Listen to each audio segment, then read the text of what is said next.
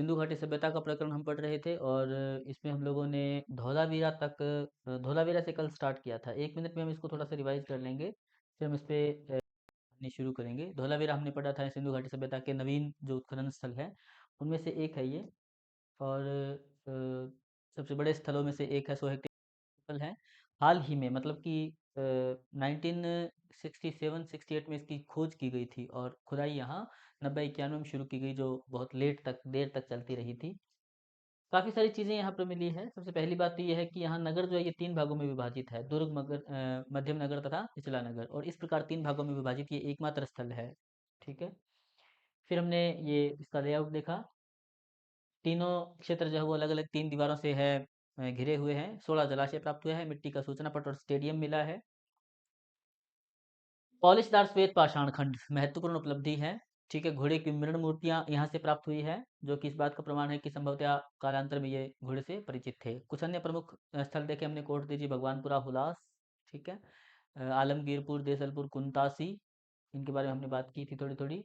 डेमाबाद महाराष्ट्र में है, जो कि अहमदनगर जिले में प्रवरा नदी के किनारे है। सिंधु घाटी सभ्यता का सबसे दक्षिणी छोर है। ठीक है।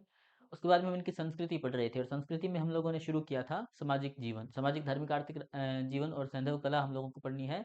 तो हम लोगों ने इसमें सामाजिक जीवन शुरू किया था, और सामाजिक जीवन में एक पहली बात देखी कि इनके परिवार जो होते थे वो मातृसत्तात्मक होते थे। मातृसत्तात्मक इसलिए क्योंकि अनुमान इसलिए लगाया जाता है क्योंकि बहुत संख्यक नारी मूर्तियां प्राप्त हुई है, नारी मूर्तियां ज्यादा मिली है, संभवतः इनके समाज में नारी का स्थान जो है सम्माननीय होता होगा या प्रधान होता होगा। ठीक है। संध्या समाज कई वर्गों में विभक्त था, इसके भी अनुमान है। कई प्रकार के भवन मिले हैं, तो हो सकता है कि समाज अलग अलग वर्गों में विभक्त रहा होगा। संभवतः 4 वर्ग माने जाते हैं: विद्वान, योद्धा, व्यापारी और श्रमिक वर्ग। इसमें व्यापारियों का स्थान शायद महत्वपूर्ण था। भोजन हमने देखा शाकाहारी मांसाहारी दोनों होते थे। गेहूं और जो इनके मुख्य खाद्यान्न थे, उनके अलावा तिल, दाल, सब्जियां ये भी उगाए जाते थे। ठीक है। कई सारे पशु होते थे जिनको मांसाहार के रूप में जो है लिया जाता था। वस्त्र, ये सबसे मेन बात है। सिंधु निवासी किसी भी स्थल से निर्मित वस्त्र का साक्ष्य नहीं मिलता है, लेकिन इनका मुख्य उद्योग जो है ना वो वस्त्र ही था, और वस्त्र पहनते थे, इसमें कोई शक नहीं है। कई स्थान पर सुइयों के साक्ष्य मिले हैं, जो इस बात का प्रमाण है कि संभवतः वस्त्र सिले हुए होते थे। कुछ मूर्तियां हैं, प्रतिमाएं हैं, मोहरों पर अंकन है, उससे पता चलता है कि महिलाएं जो है वो स्कर्ट नुमा वस्त्र पहनती थी। शॉल जैसा वस्त्र भी ओढ़ा जाता था संभवतः। ठीक है। मोहनजोदड़ो से चांदी की डबिया में लाल रंग का कपड़ा मिला है, ये हमने पढ़ा। आभूषण, सिंधु निवासी श्रृंगार प्रिय होते थे। बहुत सारे स्थानों से बहुत सारे आभूषणों के मतलब क्या है, उदाहरण मिले हैं या चित्र मिले हैं या अंकन मिला है मोहरों पर, मुद्राओं पर। तो उनसे पता चलता है कि सिंधु निवासी बहुत सारे प्रकार के आभूषण पहनते थे। इनमें से कुछ बहुमूल्य पत्थरों के बने हैं, कुछ सोने के, कुछ चांदी के, कुछ कांसे के, कुछ तांबे के, कुछ मिट्टी और हाथी दांत के बने आभूषण भी प्राप्त होते हैं। ठीक है। इसके बाद में हमने ये पढ़ा, हड़प्पा से सोने के बना हुआ 6 लड़ियों वाला हार मिला है, ये वाला हार देख लिया था हमने। मोहनजोदड़ो से भी एक हार मिला है, गोमेद पत्थर का बना हुआ, तो वो भी हमने देख लिया था। ये सौंदर्य प्रेमी होते थे। प्रसाधन बॉक्स, काजल की डिबिया, सफेद पाउडर, ये मिले हैं हड़प्पा से। चनहुदड़ो से लिपस्टिक के प्रमाण मिले हैं, ये मैंने अंडरलाइन करवाया था, चनहुदड़ो से लिपस्टिक के प्रमाण मिले हैं। इसके आगे शवाधान प्रणाली हम देख रहे थे। तो शवाधान में क्या था कि 3 प्रकार से शवाधान करते थे। एक तो होता था दाह कर्म, शव को जलाना। एक होता था आंशिक शवाधान, शव को जंगल में खुला छोड़ देना। एक होता था पूर्ण शवाधान, जिसको कि समाधिकरण कहा जाता है। अब जो पूर्ण शवाधान है ना, समाधिकरण, ये 3 प्रकार से होता था। एक तो होता था सामान्य समाधिकरण, एक होता था कलश शवाधान, एक होता था पशु शवाधान। कलश शवाधान में शव के साथ में कलश दफनाया जाता था। सुरकोटदा में इसके अवशेष मिले हैं। पशु शवाधान में मानव के शव के साथ में किसी पालतू पशु को दफनाया जाता था। इसके अवशेष रोपड़ में मिले हैं, जहाँ एक कब्र मिली है जिसमें मानव के साथ में पालतू कुत्ता दफनाया गया है। ठीक है। ये हमने पढ़ लिया था। इनकी लोकप्रिय शवाधान प्रणाली पूर्ण शवाधान थी, यानी कि जो समाधिकरण है, शव को दफनाया जाना, ये ही सबसे ज्यादा प्रचलित थी। कई स्थानों पर इसके अवशेष मिले हैं। अच्छा, प्रणाली क्या थी कि उत्तर से दक्षिण की ओर शव को रखकर, यानी कि सिर उत्तर की ओर, पैर दक्षिण की ओर दफनाया जाता था। उसके साथ में कुछ वस्तुएं भी रखी जाती थी, मृदभांड, आभूषण आदि। संभवतः ये पुनर्जन्म में विश्वास रखते थे, या इनका मानना था कि परलोक में जब आत्मा या मनुष्य जाएगा तो उसका परलौकिक जीवन जो है वो बेहतर रहे, अच्छा रहे, ऐसे। कब्रें पैर की अपेक्षा सिर की ओर ज्यादा चौड़ी होती थी, ये मैंने पढ़ लिया था। हड़प्पा में जो कब्रिस्तान दुर्ग का क्षेत्र है, वहां से R37 नाम का विशाल कब्रिस्तान मिला है। दुर्ग के दक्षिणी क्षेत्र से R37 नाम का विशाल कब्रिस्तान मिला है, जहाँ 37 कब्रें मिली, ये हमने पढ़ लिया था। यहाँ से एक कब्र में मृतक को लकड़ी के ताबूत में रखकर दफनाया गया, इसके भी प्रमाण मिले हैं, जैसे कि सुमेरियन सभ्यता में होता था, ये हमने पढ़ लिया था। चलो, लोथल में कब्रिस्तान, जहाँ से 20 कब्रें मिली है। आज हमें यहाँ से शुरू करना है। द रिलीजियस लाइफ, धार्मिक जीवन। सिंधु सभ्यता में धार्मिक जीवन कैसा था? ओके।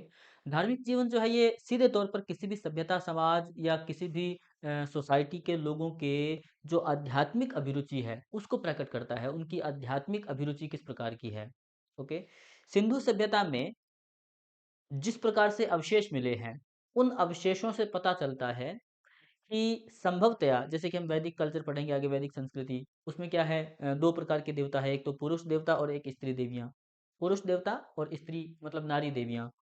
तो वैदिक काल में, क्योंकि ज्यादातर जानकारी वैदिक काल की साहित्य से मिलती है, साहित्यिक स्रोतों से, तो उसमें पुरुष देवों की प्रधानता है। इंद्र, अग्नि, वरुण, मातृश्वा, प्रजापति, यम, जितने हम देवता देखते हैं, पुरुष देवता ज्यादा है। सिंधु सभ्यता इसके विपरीत है, क्योंकि सिंधु सभ्यता की जानकारी ज्यादातर अवशेषों से, पुरातात्विक अवशेषों से मिलती है। मुद्राओं से, मोहरों से, या जो चित्र बनाए गए हैं मृत भांडों पे, मिट्टी के बर्तनों पर जो चित्र बनाए गए हैं उनसे, उन सभी में नारी का चित्रण या नारी का अंकन ज्यादा किया गया है। ये बहुत सारी नारी की मृण मूर्तियां, पाषाण निर्मित नारी प्रतिमाएं, या कांसे की एक नर्तकी की प्रतिमा मिली है वो भी। और इन सबसे पता चलता है कि संभवतः एक तो इनके परिवार मातृसत्तात्मक होते थे, और दूसरा, इनके धार्मिक जीवन में मातृ देवी की प्रधानता थी, यानी कि स्त्री देवियां संभवतः ज्यादा थी। अब ये क्लियर नहीं है, इस बारे में कोई हमें लिखित प्रमाण नहीं मिला है, क्योंकि लिपि तो हम पढ़ ही नहीं। लेकिन जो प्राप्त अवशेष हैं उनके आधार पर अनुमान लगाया जाता है कि संभवतः ये मातृ देवी के उपासक थे। मातृ देवी माने स्त्री देवियां यहाँ ज्यादा थी। आप पहले ये दो तीन मातृ प्रतिमाएं हैं, जो मृण मूर्तियां हैं, ये देख लीजिए, फिर हम इन पे बात करते हैं। ठीक है। एक पहली ये वाली है हड़प्पा से प्राप्त, ये वाली हड़प्पा से प्राप्त है, और ये एक टेराकोटा से बनी नारी मूर्ति है जो सिंधु सभ्यता में कहीं से प्राप्त हुई है। हड़प्पा, मोहनजोदड़ो, चनहूदड़ो आदि से, मतलब इन स्थानों से बड़ी संख्या में नारी मृण मूर्तियां, मोहरों पर अंकित नारी आकृतियां और अन्य दृश्य मिले हैं। एक तो मृण मूर्तियां मिली है, मिट्टी की मूर्तियां, एक मोहरों पर अंकन मिला है, एक अन्य दृश्य मिले हैं, जैसे कि कोई मृत भांड हो, उन पर चित्र मिला हो। ठीक है। जिससे स्पष्ट होता है कि मातृ देवी की उपासना करते थे ये लोग। मातृ देवी की यानी स्त्री देवियों की पूजा करते थे, ज्यादा मातृ देवियां थी यहाँ। नारी मृण मूर्तियों के सिर के दोनों ओर दीप जैसी आकृति बनी है। अब हम ये चित्र में देखेंगे, जो पीछे हम दो चित्र देखे हैं उनमें हम देखेंगे, जिनमें कालिक के निशान है।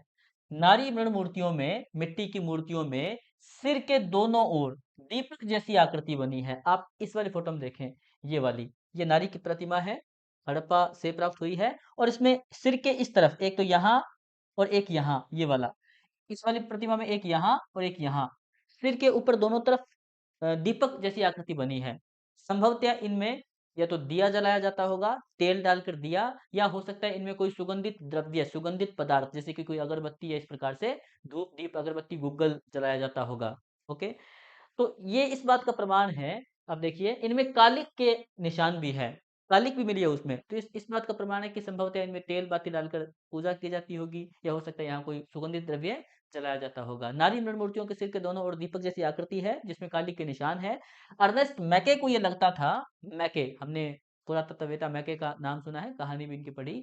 मैके की मान्यता थी कि इसमें तेल बाती डालकर इनकी पूजा की जाती थी। संभवतः इसमें तेल और बाती डालकर पूजा करते समय इनका प्रयोग होता था। मैं इसको क्लियर कर देता हूँ ऐसे, ये देखिए, यहाँ एक तो ये और एक ये, इसमें ये और एक ये, मतलब सिर के दोनों तरफ दीपक जैसी आकृति होती थी।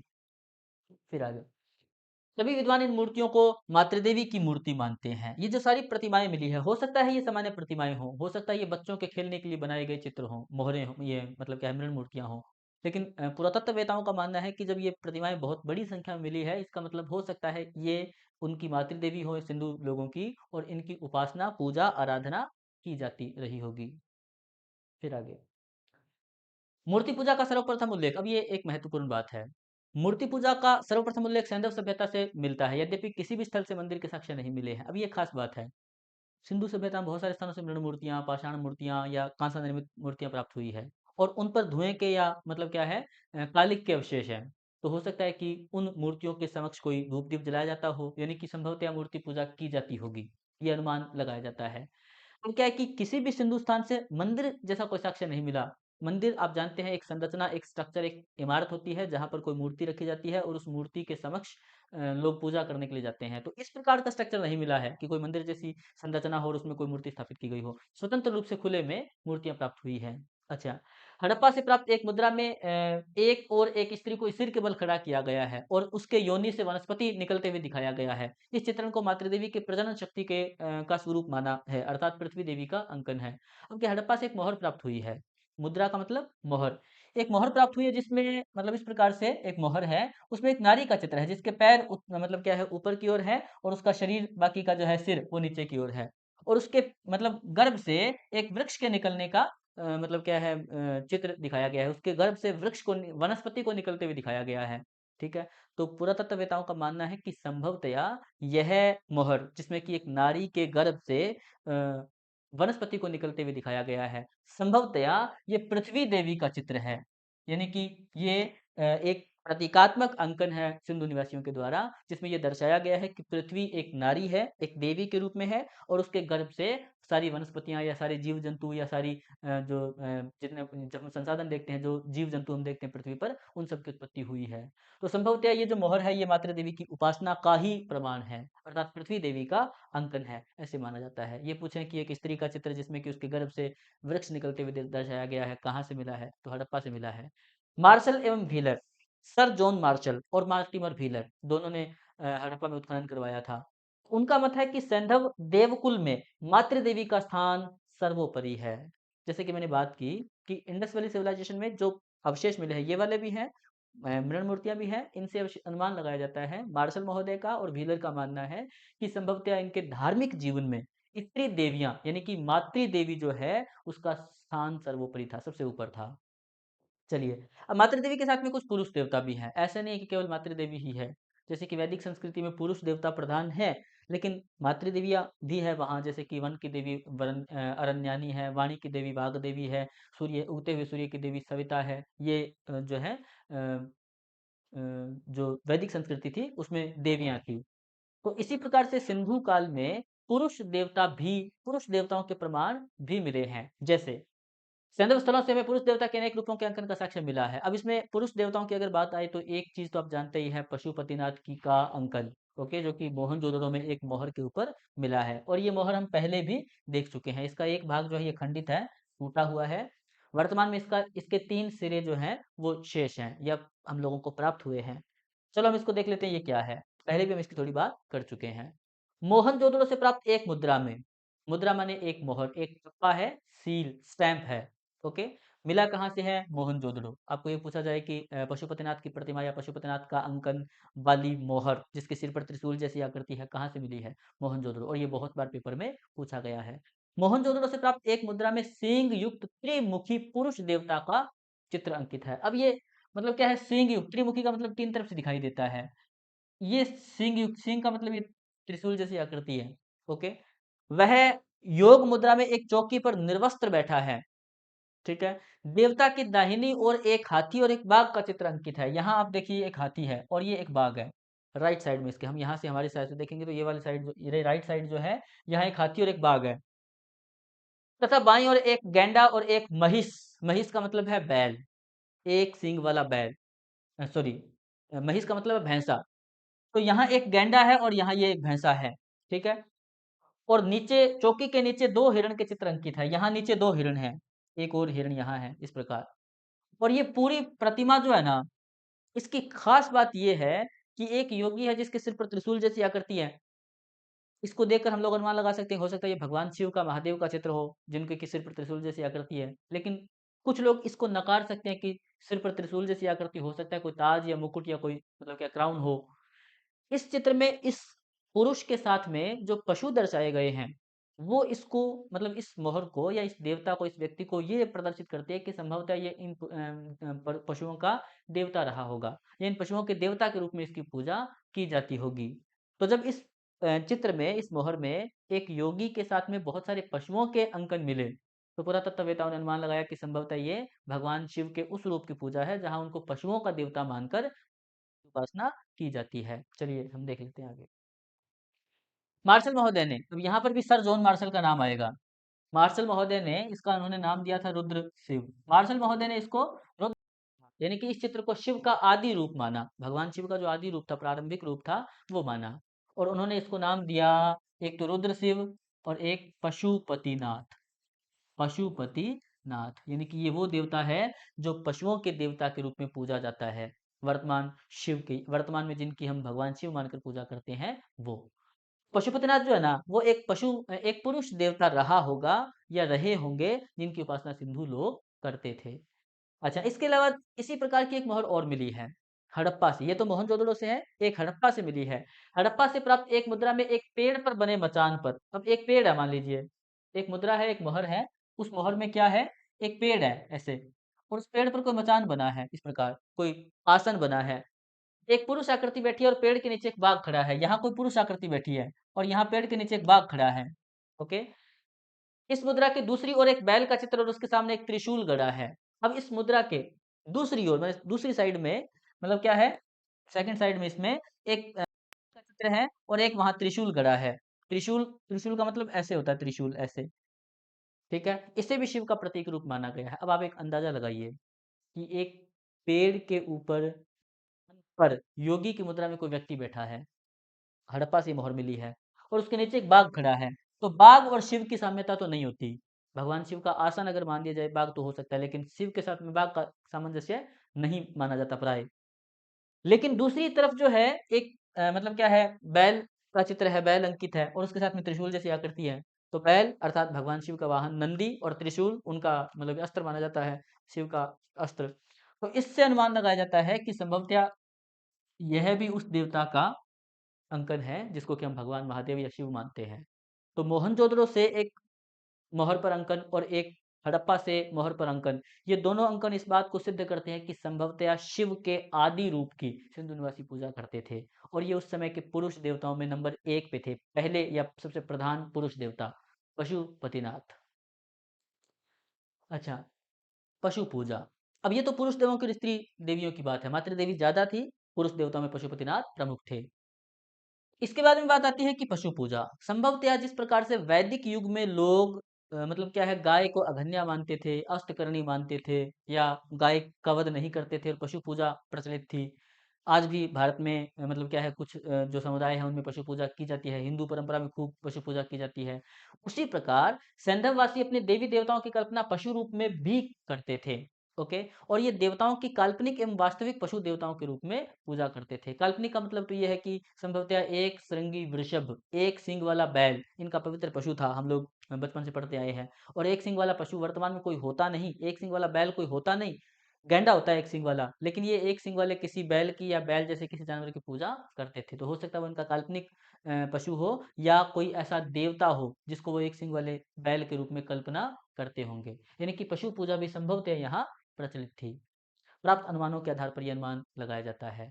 काल्पनिक पशु, अब जैसे हमने अभी बात की, मोहनजोदड़ो से प्राप्त एक मुद्रा में 3 सिर वाले पशु का चित्र अंकन है। अब एक मोहर मिली है, ये वाली मोहर, अब देख लीजिए। इस मोहर में क्या है कि 3 सिर वाले किसी जानवर का, ये पशु का अंकन है। अब 3 सिर का मतलब है कि 1, 2 और 3, 3 सिर है इसमें। अब आप जानते हैं कि 3 सिर वाला तो कोई पशु होता ही नहीं। लेकिन यहाँ पर ये किसी काल्पनिक पशु का चित्रण है, काल्पनिक पशु का अंकन है। देखो, 3 सिर वाले पशु का चित्र अंकित है। नीचे का सिर एवं सींग भैंसे का, और बीच एवं ऊपर का सिर एवं सींग बकरे का है। अब नीचे का मतलब ये वाला है, ठीक है, और एक ऊपर वाला ये है। तो ये अनुमान है कि एक तो भैंसे का और एक बैल का, इनका अंकन है। ओके, क्लियर नहीं है कि ये भैंसा और बैल ही है क्या, पुरातत्ववेत्ता मानते हैं। कहने का अर्थ ये है कि 3 सिर वाला कोई काल्पनिक पशु रहा इंडस वैली सिविलाइजेशन के लोगों के मन में, उसका उन्होंने मोहर पे अंकन किया, और संभवतः ये कोई पवित्र पशु या कोई पवित्र मान्यता होती होगी कि ऐसा कोई पशु है, वो आएगा तो हम लोगों का भला करेगा, या ऐसा पशु मतलब जो है वो किसी देवता का वाहन रहा होगा, या कोई पवित्र पशु मानते होंगे, इसकी वो लोग उपासना करते होंगे, इसकी पूजा करते थे, इसका भी प्रमाण नहीं है। लेकिन मोहनजोदड़ो से 3 सिर वाले एक पशु का अंकन मिला है, ये हम लोगों को याद रखना है। हो सकता है धार्मिक जीवन में इनके मान्यता रही हो। मोहनजोदड़ो से प्राप्त एक अन्य मुद्रा में 3 बाघों के शरीर को एक में जुड़ा हुआ दिखाया गया है। ये काल्पनिक पशु हो सकते हैं। अब एक मोहर और मिली मोहनजोदड़ो से, उसमें क्या किया गया, 3 बाघों के शरीर को एक में जुड़ा हुआ दिखाया गया है। माने कि 3 बाघ है, जैसे कि हम लोग सारनाथ का सिंह स्तंभ देखते हैं जिसमें 4 शेर अपनी पीठ जोड़कर बैठे हैं। तो चेहरे तो उनके अलग अलग है, मुख तो उनके अलग अलग है, और धड़ उनका जुड़ा हुआ है। उसी प्रकार से 3 बाघ दिखाए गए हैं जिनके मुंह तो अलग अलग है और धड़ उनका एक ही है। संभवतः यह भी कोई काल्पनिक पशु रहा होगा। यानी कि सिंधु निवासी हो सकता है पशु पूजा करते हो और कई सारे काल्पनिक पशुओं का भी उनके द्वारा अंकन किया गया है। ठीक है, फिर आगे यज्ञ, अग्नि पूजा एवं पशु बलि। पशु बलि का मतलब होता है किसी देवता के समक्ष या किसी पवित्र अनुष्ठान या किसी धार्मिक क्रियाविधि के अवसर पर पशु को बलिदान देना, पशु की भेंट देना देवता को। अग्नि पूजा का मतलब होता है अग्नि की पूजा करना, आप जानते हैं। और यज्ञ का मतलब होता है हवन कुंड में हवियां डालना, आहुतियां डालना और देवता को राजी प्रसन्न करने की कोशिश करना। अब देखिए, हम लोगों को क्लियर पता नहीं कि क्या वास्तव में यज्ञ होता था। हम लोगों को क्लियर पता नहीं है कि क्या वास्तव में यज्ञ का अनुष्ठान किया जाता था या पशु बलि दी जाती थी। लेकिन बहुत सारे इस प्रकार के प्रमाण मिले हैं, क्योंकि इंडस वैली सिविलाइजेशन की पूरी जानकारी हम केवल पुरातात्विक अवशेषों के आधार पर लगाते हैं। तो बहुत सारे इस प्रकार के मतलब के प्रमाण मिले हैं जो ये सिद्ध करते हैं कि ये तीनों चीजें सिंधु सभ्यता में प्रचलित थी। पहली बात तो आप एक फोटो देख रहे हैं, ये है यज्ञ की वेदी यानी कि हवन कुंड। और यज्ञ की वेदियाँ कई स्थानों से मिली है। हमने पढ़ा कि कालीबंगा में एक मतलब क्या 2 चबूतरे हैं, जिनमें से एक चबूतरे पर 7 अग्नि वेदिकाएँ हैं। लोथल में अग्नि वेदिकाएँ मिली हैं। बनावली, हरियाणा में बनवाली स्थान है, वहाँ से भी अग्नि वेदिकाएँ मिली हैं। कई और स्थानों से भी अग्नि वेदियाँ मिली है।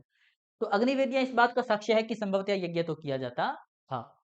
फिर लोथल से और जो है कालीबंगा से, चलो हम ये पढ़ लेते हैं, फिर हम इस पे बात करते हैं। सैंधववासी यज्ञ एवं अग्नि की पूजा करते थे, यज्ञों में पशु बलि भी दी जाती थी। अब ये क्लियर नहीं है, लेकिन जो प्रमाण है वो सिद्ध करते हैं। कालीबंगा में क्या है, एक दो चबूतरे मिले जिनमें से एक पे 7 अग्नि वेदिकाएं हैं और दूसरे चबूतरे पे क्या है, एक अग्नि वेदी है, एक कुआं है और एक गर्त मिला, आयताकार गर्त। तो उस आयताकार गर्त में पशुओं की हड्डियां मिली। तो ये अनुमान लगाया गया कि संभवतः यज्ञ होता था और यज्ञ के अवसर पर पशु बलि का भी प्रावधान, मतलब ये पशु बलि का भी दी जाती थी ऐसे। लोथल, कालीबंगा, बनावली से अग्नि वेदिकाएं मिली है जिससे यज्ञ एवं अग्नि पूजा की पुष्टि होती है। कालीबंगा एवं लोथल की अग्नि वेदिकाओं से पालतू पशुओं की हड्डियां, अब ये दो स्थान है, एक तो है कालीबंगा, आप जानते हैं बहुत महत्वपूर्ण है, और दूसरा है लोथल, गुजरात में। अग्नि वेदिकाएं और उनके साथ में पालतू पशुओं की हड्डियां, अब ये पालतू थे या जंगली थे ये पता नहीं है, लेकिन पशुओं की हड्डियां मिली है, जिससे स्पष्ट होता है कि संभवतया इनके धार्मिक जीवन में यज्ञ के साथ साथ पशु बलि भी दी जाती थी। माने कि यज्ञ, पशु बलि, इंडस वैली सिविलाइजेशन में दोनों का प्रचलन था। चलिए, सेंधवासी पुनर्जन्म में विश्वास करते थे, उनमें अंधविश्वास का प्रचलन था। ये दोनों बातें एक ही जैसी हैं। अंधविश्वास, अच्छा तीसरी ओर देख लेते हैं। जादू टोना आदि खूब प्रचलित थे, जिनसे बचने के लिए झाड़ फूंक एवं ताबीज बांधते थे। ये तीनों बातें एक दूसरे से मिलती जुलती हैं। अब अगर ये कहा जाए सिंधु निवासी अंधविश्वासी नहीं थे, पेपर में प्रश्न निम्न में से कौन सा कथन सही नहीं है, और उसमें एक स्टेटमेंट दिया जाए सिंधु निवासी पुनर्जन्म में विश्वास नहीं करते थे या सिंधु निवासियों को पुनर्जन्म में विश्वास था, तो नहीं करते थे हम ये नहीं कह सकते, क्योंकि जो प्राप्त अवशेष हैं वर्तमान समय में भारत में कई संप्रदाय, कई समुदाय, कई कई धर्म या कई सोसाइटी ऐसी है जिनमें शव का मतलब क्या है, समाधिकरण किया जाता है, शव को दफनाया जाता है। जैसे इस्लाम में दफनाया जाता है, कई और हमारे समुदाय है, बिश्नोई संप्रदाय में दफनाया जाता है, हिंदू धर्म में कई ऐसे संप्रदाय जिनमें शव को दफनाया जाता है। तो ज्यादातर समुदायों में शव को दफनाने के या ईसाई धर्म में ताबूत में डालकर दफनाया जाता है। तो ज्यादातर समुदायों में जिनमें समाधिकरण किया जाता है, उनमें समाधिकरण की प्रक्रिया में शव के साथ बहुमूल्य वस्तुएं या शव के साथ में कोई भी मतलब क्या है, उपभोग की वस्तुएं नहीं दफनाई जाती। सिंधु सभ्यता में कई कब्रें मिली जिनमें शव के साथ में कुछ चीजें, मृदभांड या आभूषण इत्यादि दफनाए गए। संभवतः ये उस मृत व्यक्ति के दूसरे जन्म या उसके पुनर्जन्म या उसके आगे के जीवन के भले के लिए या उसको बेहतर बनाने के लिए किया जाता होगा। तो ये अनुमान है कि संभवतः इनका पुनर्जन्म में विश्वास था। पुनर्जन्म में विश्वास करते थे, नहीं करते थे हम नहीं कह सकते। अच्छा, अगर पुनर्जन्म में विश्वास करते थे तो ये एक प्रकार का अंधविश्वास ही है, क्योंकि पुनर्जन्म की अब तक तो कोई विज्ञान में हुई नहीं है। तो संभवतः इनमें के जीवन में अंधविश्वास का प्रचलन खूब था। कई सारे स्थानों से मतलब क्या टोने टोटके, ताबीज इत्यादि जैसे अवशेष प्राप्त हुए हैं, और इस बात का सबूत है कि संभवतया जादू टोना तंत्र मंत्र में भी इनका विश्वास रहा होगा। और कुछ छोड़िए, जो मोहरों पे अंकन मिला है, तीन तीन सिर वाले पशु या तीन मतलब क्या मुख वाले बाघ का चित्र मिला है, तो या एक सिंग वाला वृषभ मिला है, तो ये सारे पशु तो वास्तव में होते ही नहीं थे। हो सकता है कि इस प्रकार के सारे अंकन जो है ये किसी जादू टोने से या किसी तंत्र मंत्र से संबंधित हो। मोहर पे अगर कोई पशु देवता का कोई पशुपतिनाथ देवता का अंकन है तो भी संभवतः किसी जादू टोने से संबंधित जो है अंकन हो सकता है। तो जादू टोना भी होता था, अंधविश्वास भी था और पुनर्जन्म में भी इन लोगों का विश्वास था। फिर आगे, ये था सिंधु निवासियों का धार्मिक जीवन। धार्मिक जीवन में 2-3 बातें हम लोगों को मेनली देखनी है। मातृ देवी के उपासक थे, मोहरों पर खूब अंकन मिला है, मृण मूर्तियां भी मिली है, सिर पे दीपक और वो हमने पढ़ लिया। मोहनजोदड़ो से पशुपतिनाथ की प्रतिमा मिली है, अंकन मिला है, महत्वपूर्ण है। यज्ञ होता था, पशु बलि होती थी, अग्नि पूजा भी होती थी। ठीक है। उसके बाद में कई इनके जो है इस प्रकार के पशु या काल्पनिक पशु होते थे जिनकी संभवतः ये लोग पूजा करते थे। पुनर्जन्म में विश्वास था, जादू टोना भी होता था। फिर आता है इनका इकोनॉमिक जीवन। और सिंधु घाटी सभ्यता पूरी दुनिया में जिसके लिए जानी जाती है ना, वो मेनली इनका आर्थिक जीवन ही है। और आर्थिक जीवन ही क्यों, किस लिए? क्योंकि इंडस वैली सिविलाइजेशन एक अर्बन सिविलाइजेशन थी, नगरीय सभ्यता। जैसे हमने शुरू में बात की थी, एक तो होता है ग्राम, ग्राम यानी कि गांव, और एक होता है नगर। तो इन दोनों की मतलब क्या है, अगर हम बेसिक सी बात करें, मैंने पहले भी परिभाषा बताई है, गांव और नगर बेसिकली इन मतलब क्या है, आधारभूत रूप से एक दूसरे से अलग होते हैं। इन दोनों का स्ट्रक्चर संकल्पना अलग अलग होती है। आधारभूत अवधारणा, गांव माने कि छोटा जनसमूह जिसमें जीवन का आधार कृषि और पशुपालन हो। एक लघु जनसमूह, छोटा जनसमूह, कम लोग हों, 20, 50, 100, 500, 200, 300 घर हों। ओके, 200, 300 मतलब क्या परिवार जिसमें रहते हों, तो वो गांव कहलाएगा। और जीवन का आधार उसमें कृषि और पशुपालन होता है। जबकि नगर जो है वो अलग होता है। गांव में क्या होता है, कृषि और पशुपालन। नगर अलग होता है, वह विशाल जनसमूह, विशाल यानी कि जिसमें 2000, 3000, 5000 लोग रहते हो। आज के हिसाब से देखें तो 10,000, 20,000, 30,000 लोग रहते हो। ओके। दूसरी बात, अ, वह विशाल जनसमूह जिसमें जीवन का आधार उद्योग धंधे और व्यापार वाणिज्य हो, नगर कहलाता है। तो सिंधु घाटी सभ्यता में कृषि और पशुपालन था, लेकिन उद्योग धंधे और व्यापार वाणिज्य यहाँ ज्यादा विकसित थे।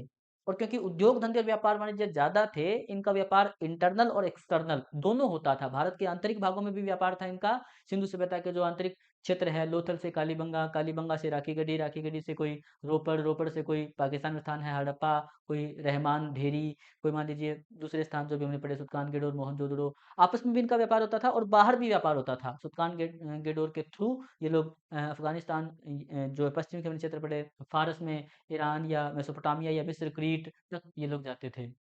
तो आंतरिक और बाहरी दोनों व्यापार होता था। बहुत सारी वस्तुएं बनाई जाती थी, उद्योग धंधे विकसित स्थिति में थे। तो सबसे पहली बात क्या है, यह एक अर्बन सिविलाइजेशन थी, नगरीय सभ्यता। और नगरीय थी तो बहुत विकसित थी। दूसरी बात, इनके जीवन का आधार व्यापार वाणिज्य उद्योग धंधे था, साथ में ही कृषि और पशुपालन भी व्यापक तौर पर प्रचलित था। यानी कि मेन तो इनका ये था, व्यापार वाणिज्य उद्योग धंधे, ये मुख्य रूप से। कृषि और पशुपालन भी था, क्योंकि जो उद्योग होते थे ज्यादातर कृषि आधारित होते थे। मान लीजिए कि कृषि में कपास उगाते हैं, उस कपास को प्रोसेस करके कपड़ा बनाया जाता था, वस्त्र, और उस वस्त्र का करते थे निर्यात। तो व्यापार वाणिज्य और इसके साथ में कृषि और पशुपालन भी व्यापक तौर पर प्रचलित था। फिर आगे, पशुपालन, संचित कृषि, अधिशेष उत्पादन, विभिन्न दस्तकारियों में दक्षता और समृद्ध आंतरिक और विदेशी व्यापार के बल पर इनकी आर्थिक स्थिति समृद्ध थी। जैसे हम लोग कहते हैं कि भारत प्राचीन काल में सोने की चिड़िया, और ये सोने की चिड़िया वाली बात है ना, ये अंग्रेजों के आने से पहले के लिए कही जाती है, माने कि 17वीं शताब्दी तक। अंग्रेज भारत में लगभग 17वीं शताब्दी में आए थे, 1608 में कैप्टन हॉकिंस आया। और उसके बाद में भी 1750 तक अंग्रेज भारत में क्या है, कमजोर स्थिति में थे। यानी कि भारत का व्यापार भारत के पक्ष में था। तो 1750 तक ही आप मान लीजिए कि भारत सोने की चिड़िया था। और ये मध्यकालीन भारत के इतिहास की बात है। ये वाली बात है प्राचीन भारत का इतिहास, बल्कि इतिहास से भी पहले आद्य इतिहास की बात है।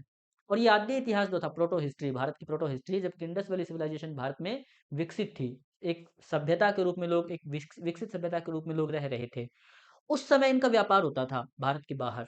और व्यापार होता था तो कुछ बेसिक चीजें थी इनकी, जैसे एक तो पशुपालन उन्नत था, बहुत सारे पशु होते थे और उनका ये लोग आर्थिक जीवन में काम लेते थे। कृषि सिंचित थी। सिंचित कृषि का मतलब कि इनकी कृषि जो थी वह पूरी तरह से उन क्षेत्रों में थी, क्योंकि सिंधु सभ्यता के ज्यादातर उत्खनन स्थल किसी न किसी नदी के किनारे हैं। कोई लोथल भोगवा नदी के किनारे है, कोई कालीबंगा घग्गर के किनारे है, कोई मोहनजोदड़ो सिंधु के किनारे है, कोई हड़प्पा रावी के किनारे है। ओके, कोई रोपड़ है तो वो भी सतलज नदी के किनारे है। तो सारे क्षेत्र किसी न किसी नदी के किनारे थे और नदी के बहाव क्षेत्र में, नदी के पाट क्षेत्र में, जहाँ नदी का जल प्रतिवर्ष बाढ़ का पानी मतलब लेकर आता है या जहाँ पर हर साल नदी के द्वारा नई मिट्टी लाकर बिछा दी जाती थी, उन क्षेत्रों में नदी से सिंचित एरिया में इन लोगों के कृषि क्षेत्र स्थित थे। तो क्योंकि सिंचित क्षेत्र थे, तो कृषि में उत्पादन खूब होता था। पशुपालन, सिंचित कृषि, अधिशेष उत्पादन। एक तो होता है उतना ही उत्पादन करना जितना उनके लिए ज़रूरी हो। 100 किलो की नीड है, 100 किलो उत्पादन करना। एक 100 किलो की नीड है, उत्पादन करना 150 किलो, यानी कि अतिरिक्त उत्पादन करना, ज़्यादा उत्पादन, आवश्यकता से अधिक उत्पादन। तो इनका उत्पादन ज़्यादा होता था, मतलब अत्यधिक उत्पादन होता था, अधिशेष उत्पादन। पशुपालन, सिंचित कृषि, अधिशेष उत्पादन।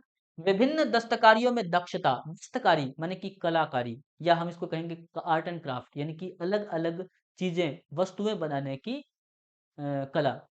तो ये मृदभांड बनाना जानते थे, मिट्टी के बर्तन। ये धातु के बर्तन बनाना जानते थे, धातु के औजार बनाना जानते थे, धातु के अलग-अलग कलाकृतियाँ बनाना जानते थे। हाथी दाँत की वस्तुएँ, पत्थर के अलग-अलग प्रकार के पत्थर, पाषाण से वस्तुएँ बनाना, लाजवर्द, चालसदनी, चर्ट, सैलखड़ी, इनको आकार देना, मोहरे बनाना, बटखरे बनाना, विभिन्न प्रकार की मूर्तियाँ बनाना, इन सारी कलाओं में ये लोग समृद्ध थे। मणके बनाना हमने पढ़ा, चनहूदड़ों में बीट फैक्ट्री मिली है। तो इन सारी चीज़ों में दक्ष थे और समृद्ध आंतरिक और विदेशी व्यापार। पहले तो ये सारी चीज़ें थी और इनके बाद में इनका आंतरिक और विदेशी व्यापार समृद्ध था। बाहर भी व्यापार होता था, अंदर भी व्यापार होता था। इससे क्या था, आर्थिक स्थिति इनकी थी स्ट्रॉन्ग, मजबूत।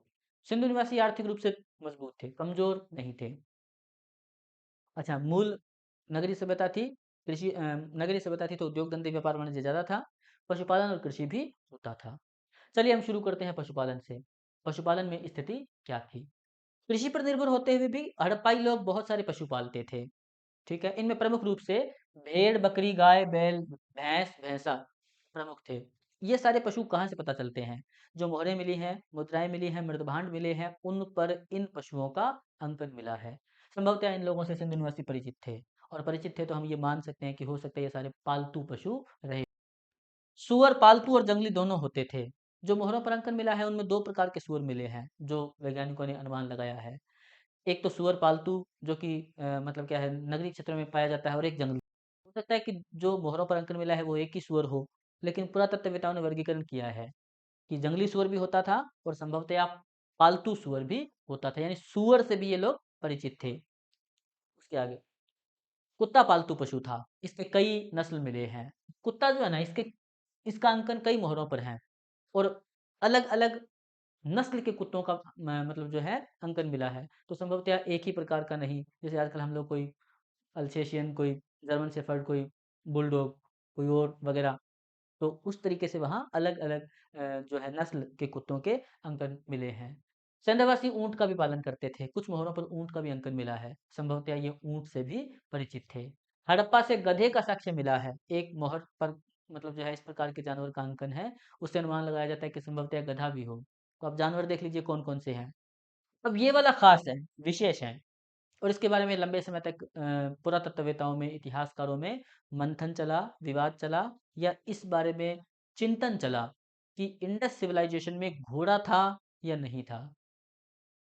शुरू में 1921 में या 1920, 21, 22 जब हड़प्पा और मोहनजोदड़ो की खुदाई की गई तो घोड़े के साक्ष्य नहीं मिले। उसके बाद में मतलब क्या है, जैसे-जैसे करके चनहूदड़ो, सुल्तान गेडोर, उसके बाद में जैसे कालीबंगा, या उसके बाद में रोपड़, अन्य स्थानों में खुदाई करी गई। लोथल मिला 1961-62 में, लोथल की खुदाई की गई 55 से लेके 62 तक एसआर राव के द्वारा। तो इन सारे स्थानों से घोड़े के साक्ष्य नहीं मिले, घोड़े के अवशेष नहीं प्राप्त हुए। ओके, लेकिन जब 1972 के आसपास सुरकोटड़ा में खुदाई करवाई गई, तो सुरकोटड़ा के उत्खनन में मतलब क्या घोड़े की अस्थियां प्राप्त हुई और उनसे पुरातत्ववेताओं को लगा कि संभवतया सिंधु सभ्यता में घोड़ा भी रहा होगा। लेकिन ये माना जाता है कि घोड़े के जो अवशेष प्राप्त हुए हैं, या घोड़ा अगर सिंधु सभ्यता में आया भी, तो वो सभ्यता के अंतिम चरण में आया होगा। मान लीजिए कि सिंधु सभ्यता का चरम काल 2250 ईसा पूर्व से लेके तो 1750 ईसा पूर्व तक है। तो इस सभ्यता के अंतिम काल में संभवतया घोड़े का प्रचलन रहा होगा। तो मूल बात यह है, सिंधु निवासी घोड़े से परिचित नहीं थे। अभी भी जो हिस्ट्री है, इंडियन भारत का इतिहास है, या अब तक जो इतिहास बनाया गया है, उसमें यही माना जाता है कि सिंधु सभ्यता अपने चरम काल में घोड़े से परिचित नहीं थी। हालाँकि एक आध स्थान और भी है जहाँ से घोड़े के मतलब कि मृण मूर्तियाँ मिली हैं, पर वो परवर्ती सैंधव काल की मानी जाती है। परवर्ती सैंधव का मतलब सिंधु सभ्यता के बाद के काल की, जैसे कि लोथल से घोड़े की मृण मूर्ति प्राप्त हुई है, तो उसको परवर्ती काल की माना जाता है। चलिए हम इसको 1 सेकंड में दोबारा देख लेते हैं। कुत्ता पालतू पशु था, संदेहवासी ऊँट का पालन करते थे, गधे के भी साक्ष्य मिले हैं। घोड़े के संबंध में विद्वानों में मतभेद है। अब मतभेद है, पर ज़्यादातर यही माना जाता है कि घोड़े से परिचित नहीं थे। हालाँकि आधुनिक काल में कुछ अनुसंधान हुए हैं, पर इस बारे में अभी तक क्लियर कट या क्लियरली ये नहीं कहा गया है कि घोड़ा था। संभवतः घोड़े से परिचित नहीं थे। सुरकोटता से अंतिम चरण से घोड़े की हड्डियाँ मिली हैं, घोड़े की अस्थियाँ।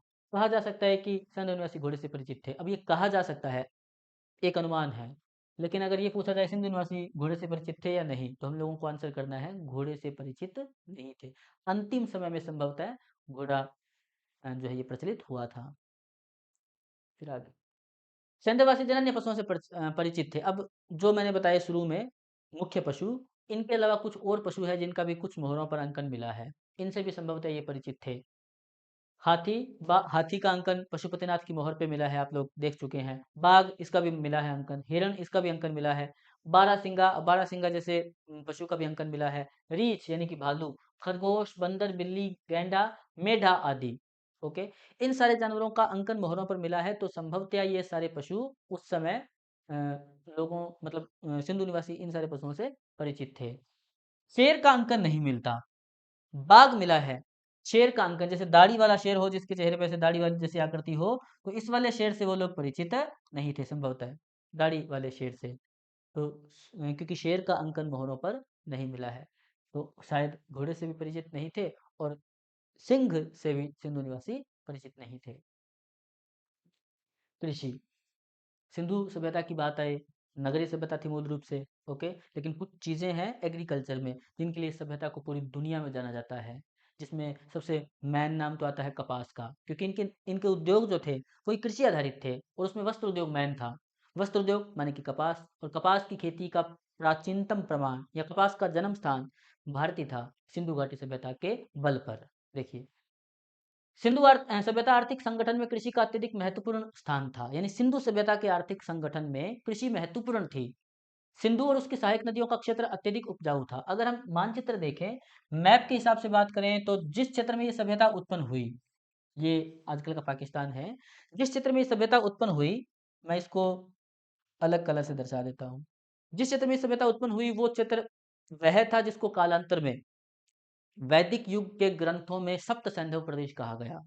ओके, एक तो मैन नदी है, ऊपर से आती है ऐसे, सिंधु नदी, जिसको अंग्रेजी में कहा गया INDUS, इंडस रिवर, जिसके कारण इस सभ्यता का नामकरण किया गया इंडस वैली सिविलाइजेशन। वैली माने घाटी, और इंडस वैली का मतलब सिंधु नदी की घाटी में उत्पन्न हुई सभ्यता। एक तो इंडस नदी की सभ्यता है, तो इंडस नदी तो है ही। उसके अलावा इसके मतलब क्या है, बाईं तरफ पंजाब की 5 प्रमुख नदियाँ, जिनको हम पंजाब की नदियाँ कहते हैं, ऐसे झेलम, चिनाब, रावी, ब्यास, सतलज, ये पांचों नदियाँ, जो कि आगे चलकर पाकिस्तान में सिंधु नदी में मिल जाती हैं। उसके बाद में आजकल की भारत के राजस्थान हरियाणा से प्रवाहित होने वाली घग्गर, जिसको कि प्राचीन काल में सरस्वती दृष्टवती नदी कहा जाता था, जिसके किनारे कालीबंगा स्थित है, तो ये वाला स्थान ऐसे, ये घग्गर नदी। और ये यहाँ सिंधु से लेकर, मैं इसको अलग से लिख देता हूँ, सिंधु, उसके बाद में झेलम, उसके बाद में चिनाब, उसके बाद में रावी, उसके बाद में व्यास, और उसके बाद में झेलम, चिनाब, रावी, व्यास, सतलज, सतलज, और लास्ट में घग्गर नदी। ये कुल मिलाकर 7 नदियों का क्षेत्र था ये वाला। अब हालांकि सिंधु सभ्यता यहाँ पर भी मिली है लोथल में, और दैमाबाद में भी मिली है, लेकिन उन क्षेत्रों को अगर छोड़ दिया जाए, यहाँ सुल्तान के दौर में मिली है, बालाकोट, अलादीनो में मिली है सभ्यता, लेकिन इन कुछ क्षेत्रों को छोड़ दिया जाए, तो ये ज्यादातर जो आरंभिक क्षेत्र मतलब आरंभिक विस्तार है सिंधु सभ्यता का, वो इस क्षेत्र में हुआ है, सप्त सैंधव प्रदेश में। इस एरिया को सप्त सैंधव प्रदेश कहते हैं, सप्त सैंधव प्रदेश। और ये सारा का सारा क्षेत्र जो है ना, ये नदियों की उपजाऊ घाटियों में स्थित है। जैसे मैंने बताया, ये वो एरिया है जहाँ हर साल नदी के पानी में बाढ़ आती थी, नदी के द्वारा हर साल नवीन जलोढ़ मिट्टी लाकर बिछा दी जाती थी और ये क्षेत्र अत्यधिक उपजाऊ या बहुत ज़्यादा उपज देने वाले होते थे। यहाँ पर कृषि उत्पाद मतलब जो खाद्यान्न है वो भी ज़्यादा होते थे और अगर कोई नकदी हो जैसे कि कपास इत्यादि, इनका भी खूब उत्पादन होता था। तो सिंधु और उसकी सहायक नदियों का क्षेत्र अत्यधिक उपजाऊ था। आज भी उपजाऊ है, आप जानते हैं पंजाब, हरियाणा में या उत्तर प्रदेश में उत्पादन कितना ज़्यादा होता है। तो इंडस का विस्तार यहाँ उत्तर प्रदेश में तो नहीं मिला, सभ्यता का अवशेष नहीं मिले, मेरठ के बाद में आगे आलमगीरपुर के आगे नहीं है। तो इस वाले क्षेत्र में, उपजाऊ क्षेत्र में इनका विस्तार हुआ था और इस वजह से यहाँ कृषि कार्य ज़्यादा किया जाता था। चलो, संध्यवासी कृषि उपकरण के रूप में। अब कृषि उपकरण के रूप में ये कौन-कौन से उपकरणों का प्रयोग करते थे? ये हम लोगों को या तो कुछ अ, अवशेष ही मिल गए या फिर कुछ मोहरों पर अंकन हुआ है। इन दोनों से हम पता लगाते हैं कि किन-किन जो है उपकरणों का, औज़ारों का ये प्रयोग करते थे। हल, एक बनावली से मिट्टी का हल मिला है, हम लोगों ने पढ़ा। तो संभवतः हल होता था। अब मिट्टी का हल है वो तो खिलौने के रूप में है, लेकिन संभवतः बड़ा हल भी होता होगा, तभी उसकी कॉपी के रूप में, नकल के रूप में छोटा मिट्टी का हल बनाया होगा। हल, कुदाल, जमीन खोदने के लिए, निराई-गुड़ाई के लिए कुदाल, कुल्हाड़ी, हंसिया आदि का प्रयोग किया जाता था। अब ये सारे अवशेष मिले हैं, या तो कुदाल ही मिल गई या फिर उसका मोहर पे अंकन मिला है, कुदाल जैसा कोई हथियार, कुल्हाड़ी जैसा कोई हथियार, हंसिया तो खूब मिली है, ठीक है। बनावली से खिलौने के रूप में मिट्टी का बना हल प्राप्त हुआ है, ये इम्पोर्टेंट है, इसको नोट कर लीजिए। सिंधु घाटी सभ्यता में वह स्थान जहाँ से मिट्टी के हल की प्रतिकृति यानी कि मिट्टी के हल की आकृति या मिट्टी का बना हल प्राप्त हुआ है, खिलौना हल, ये बनावली से मिला है। ठीक है। कालीबंगा से प्राक सैंधव स्तर से जुते हुए खेत के, ये तो सुपर इंपॉर्टेंट है ही, आप जानते हो। प्राक सैंधव स्तर से जुते हुए खेत के निशान एवं एक ही खेत में दो फसल उगाने के प्रमाण मिले हैं। हमने जाली नुमा प्रारूप पढ़ा, जालीदार प्रारूप यानी कि एक साथ दो फसलें उगाने के प्रमाण, ये कालीबंगा में मिले हैं और दुनिया में एकमात्र स्थान है कालीबंगा जहाँ ऐसे प्रमाण मिले हैं। तो कृषि होती थी, बहुत सारी फसलें उगाते थे और एक साथ दो फसलें भी उगाई जाती थी। फिर आगे, सिंधवासी प्रमुख रूप से, अब इसमें दो फसलें आपको ये नोट करनी है, गेहूं और जौ प्रमुख फसलें थी। चावल के बारे में वही स्थिति है जो घोड़े के बारे में है। ये कहा जाता है कि सिंधु निवासी घोड़े से परिचित संभवतः नहीं थे और चावल से भी परिचित नहीं थे। लेकिन जो कालांतर मतलब परवर्ती संदर्भ काल था, उस समय संभवतः चावल प्रचलित हो गया था। तो ये माना जाता है कि सिंधु निवासी चावल से परिचित थे, लेकिन चावल की उन्नत कृषि से परिचित नहीं थे। निम्न किस्म का चावल उगाया जाता था। देखो, मुख्य रूप से गेहूं जो, अगर आपको पूछा जाए सिंधु घाटी सभ्यता में मुख्य खाद्यान्न फसल कौन सी थी, तो आपको वहां चावल नहीं बताना, गेहूं और जौ। गेहूं, जौ, चावल, बाजरा, राई, सरसों, तिल, मटर एवं कपास आदि 9 फसलों का उत्पादन करते थे। कपास इनमें बड़े महत्वपूर्ण भूमिका है, नकदी फसलों में कपास मेन है। बनावली से उत्तम किस्म के जौ के साक्ष्य मिले हैं, ये भी इंपॉर्टेंट है और ये पेपर में बहुत बार पूछा गया है। सिंधु घाटी सभ्यता का वह स्थान जहां से उन्नत किस्म के जौ के दाने मिले हैं, बनावली। उन्नत किस्म के जौ के अवशेष मिले हैं लोथल और रंगपुर से, दोनों गुजरात में हैं। लोथल भी गुजरात में, रंगपुर भी गुजरात में। चावल के साक्ष्य मिले हैं, ये चावल के साक्ष्य परवर्ती माने जाते हैं। लोथल में चावल की भूसी में लिपटे मृतपिंड मिले हैं, चावल की भूसी में लिपटे मृतपिंड। मृतपिंड का मतलब मिट्टी के ढेले मिले हैं जिनमें चावल की भूसी लिपटी हुई है, पराली लिपटी हुई है और ऐसे ही अवशेष रंगपुर से मिले हैं। तो इनसे अनुमान लगाया जाता है कि संभवतः सिंधु निवासी चावल से परिचित रहे होंगे, लेकिन ये चावल परवर्ती काल का माना जाता है, बाद के काल का। प्रॉपर विकसित संदर्भ काल में चावल नहीं था ऐसे। गेहूं की दो किस्में मिलती है, गेहूं और जो तो थे ही। तो गेहूं की दो किस्में मिलती है, एक तो ट्रेटिकम कॉम्पैक्टम। ट्रेटिकम कॉम्पैक्टम का मतलब बड़ा गेहूं, गेहूं के बड़े दाने हो, और एक ट्रेटिकम स्पीरो स्फीरोकोकम, छोटे दाने का गेहूं। मतलब सिंधु सभ्यता में दो प्रकार के गेहूं के अवशेष प्राप्त हुए हैं, एक तो बड़े दाने वाला गेहूं और एक छोटे दाने वाला गेहूं। हड़प्पा मोहनजोदड़ो से, यह इंपॉर्टेंट है, 6 धारियों वाला जौ के साक्ष्य मिले हैं, मतलब जौ के दाने मिले हैं जिसमें 6 धारियां हैं। ये जौ की कोई विशेष किस्म रही होगी, विशेष प्रकार का जौ रहा होगा, 6 धारियों वाला जौ। एक तो हड़प्पा से और एक मोहनजोदड़ो से इसके विशेष मिले हैं। ये वाली लाइन आप जानते हैं, बहुत बार हम पढ़ चुके हैं। सेंधवासी कपास विश्व में कपास के प्रथम उत्पादक थे। इनसे पहले कपास किसी ने नहीं उगाई, किसी ने खेती नहीं की। यूनानियों ने इसीलिए कपास का नाम सिंडोन रखा, सिंडोन। यूनानी लोग कपास को सिंडोन कहते थे और सिंडोन के नाम पर जो सिंधु नदी का क्षेत्र है उस क्षेत्र को उन्होंने सिंधु कहा। उस सिंधु से आगे चलकर बना सिंधु, सिंधु नाम बना। यानी कि जो सिंधु नदी, सिंधु के आसपास के क्षेत्र, इनका नामकरण कपास के कारण ही हुआ था। यूनानी कपास को सिंडोन कहते थे, इस क्षेत्र को कहते थे सिंधु। सिंधु से सिंधु बना, आगे चलकर सिंधु स्थान बना, और सिंधु स्थान से आगे चलकर हिंदुस्तान बना। ये पूरी कहानी हम आगे देखेंगे। यानी कपास की खेती केवल यही होती थी। उद्योग, थोड़ी सी हम बात कर लेते हैं उद्योग की, जितना हमारे पास समय है, फिर हम इसके बारे में आगे बात करेंगे, क्योंकि टॉपिक काफ़ी बड़ा है और हमारी क्लासेस शायद आज 7वीं क्लास है इस टॉपिक की। थोड़ी सी हम बात कर लेते हैं, आज तो शायद पूरा नहीं हो पाएगा, अगली क्लास में हम इसको कंप्लीट कर देंगे। उद्योग, उद्योग का मतलब आप जानते हो, इंडस्ट्री, यानी कच्चे पदार्थ को इस प्रकार प्रसंस्कृत करना, प्रोसेस करना, जिससे वह अधिक उपयोगी, अधिक मूल्यवान, निर्यात के योग्य बन सके। जैसे कि कपास से कपड़ा बनाना, गन्ने से मतलब क्या चीनी बनाना, या कच्चे लोहे से शुद्ध लोहा बनाना, या पत्थर से औजार उपकरण बनाना, या मृण मूर्तियां बनाना, या पत्थर से कोई अन्य चीजें बनाना, उसको तराशना, आकार देना, ऐसे। उस समय के उद्योग आजकल की तरह कोई सॉफ्टवेयर उद्योग और आजकल की तरह कोई कार, ऑटोमोबाइल उद्योग तो थे नहीं। उस समय के उद्योगों में इसी को उद्योग कहा गया। मनके बनाना, बटखरे बनाना, मोहरें बनाना, मूर्तियां बनाना, अ, जो है प्रतिमाएं बनाना, और अनेक प्रकार के आभूषण बनाना, सोने चांदी कांसा तांबे के, ये उस समय के उद्योग थे। सैंधववासी विभिन्न उद्योगों से परिचित थे, जो मैंने अभी बताए, इन सारे उद्योगों से परिचित थे, मनके, बटखरे या मोहरें, आभूषण इत्यादि। लेकिन इनका जो सबसे बड़ा उद्योग था, सबसे प्रमुख उद्योग, वो वस्त्र उद्योग था। और वस्त्र उद्योग क्यों? क्योंकि इस चीज की खेती है ना, वो केवल यही जानते थे। किस चीज की खेती?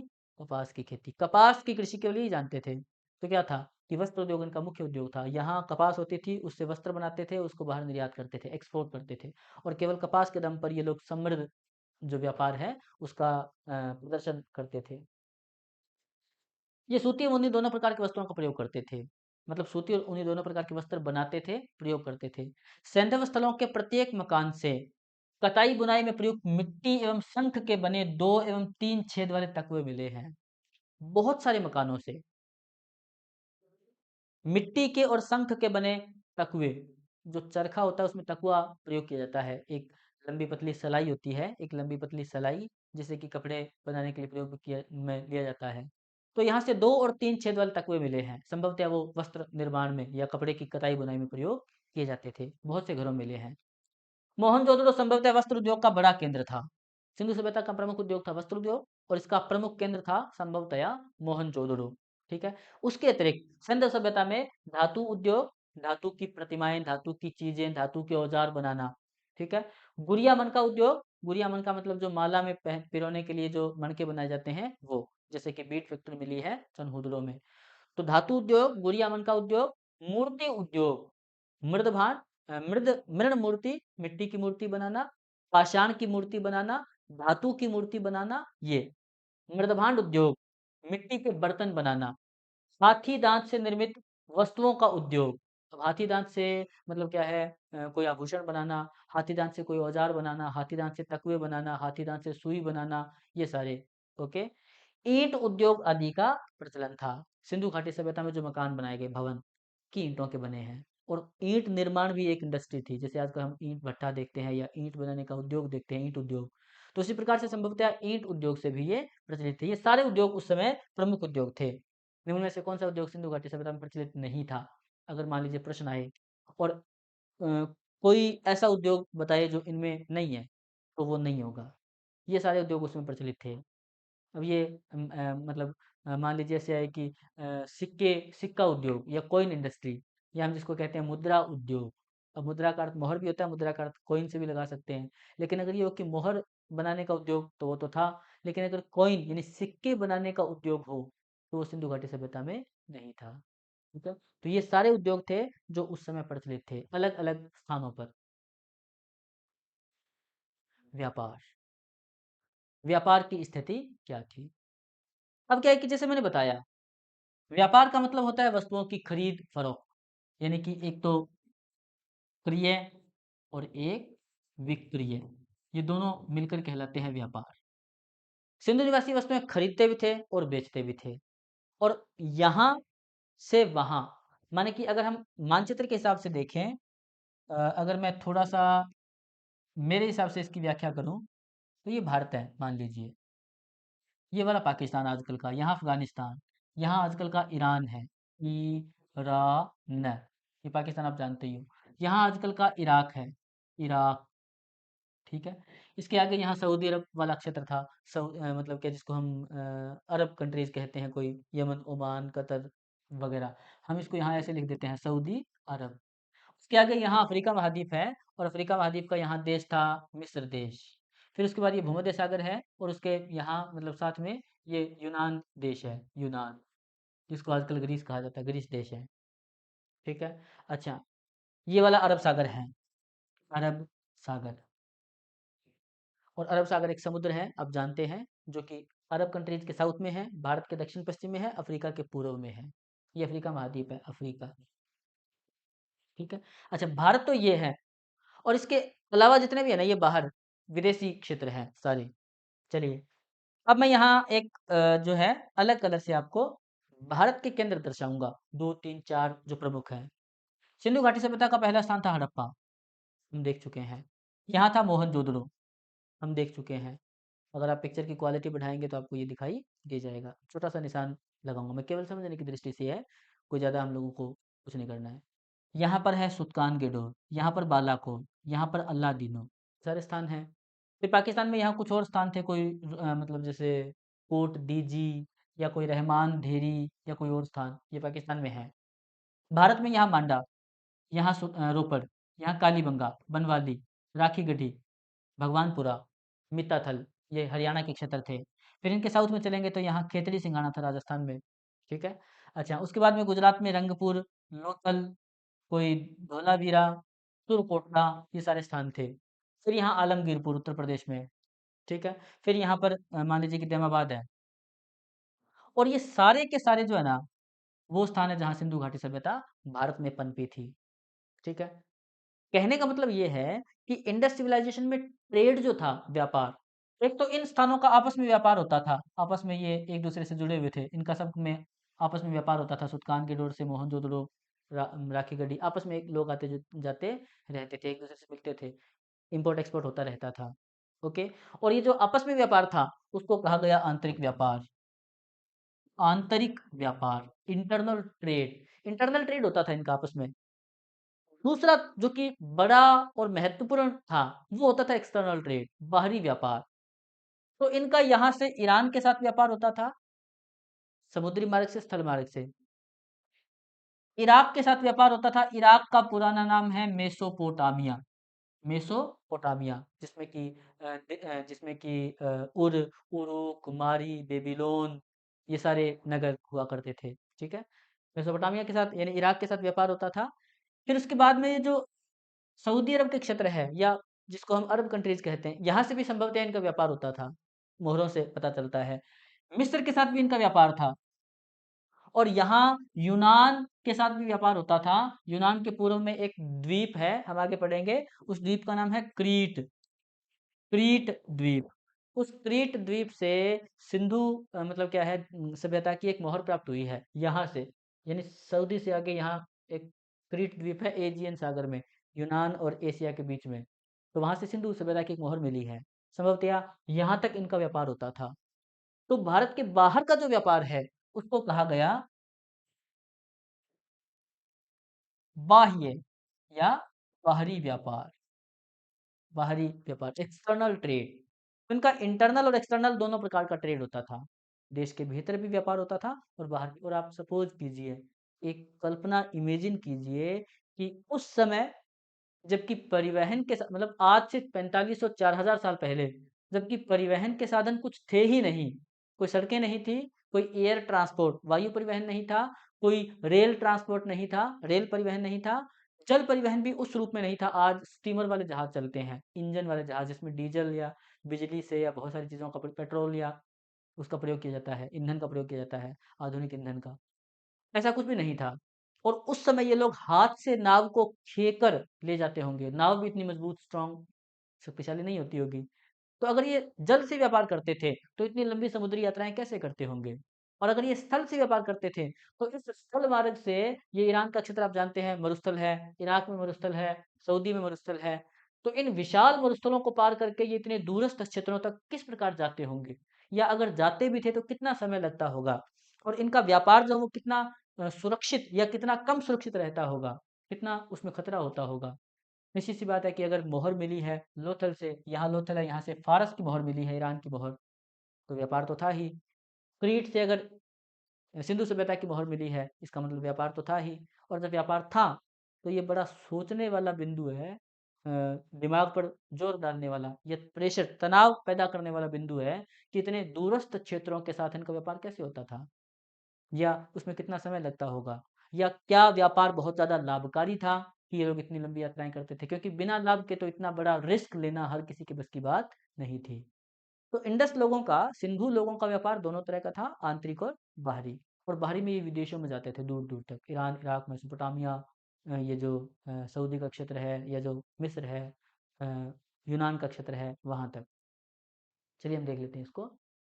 सैंधव वासियों का आंतरिक और बाहरी दोनों व्यापार उन्नत अवस्था में था। सैंधव सभ्यता की विशेषता वहां असंख्य छोटे बड़े नगरों की उपस्थिति थी। नगर मैंने आपको बता दी, इस वाले में आपको मैंने नगर बताए, बहुत सारे नगर थे यहाँ, जिसमें कि हड़प्पा, मोहनजोदड़ो, कालीबंगा मैन थे। इनके अलावा लोथल, धोलावीरा, सुरकोट सब नगर ही थे, सुरकोटदा वगैरह। और इन सभी में व्यापार जो है ये उन्नत अवस्था में था।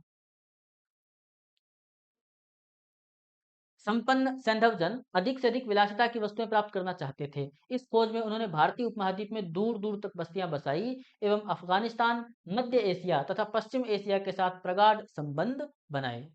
चलिए हमारी आज की क्लास का समय पूरा हो रहा है, तो हम इसके ये जो प्रकरण है व्यापार वाला, यहाँ से इस प्रकरण को थोड़ा सा आपको समझा दिया है मैंने, ये वाला। हम इस पूरे प्रकरण को अगली क्लास में पढ़ेंगे, व्यापार वाले को। आज हम व्यापार तक रोक देते हैं। आप सभी के उज्जवल भविष्य की मंगल कामना। जय हिंद, जय भारत।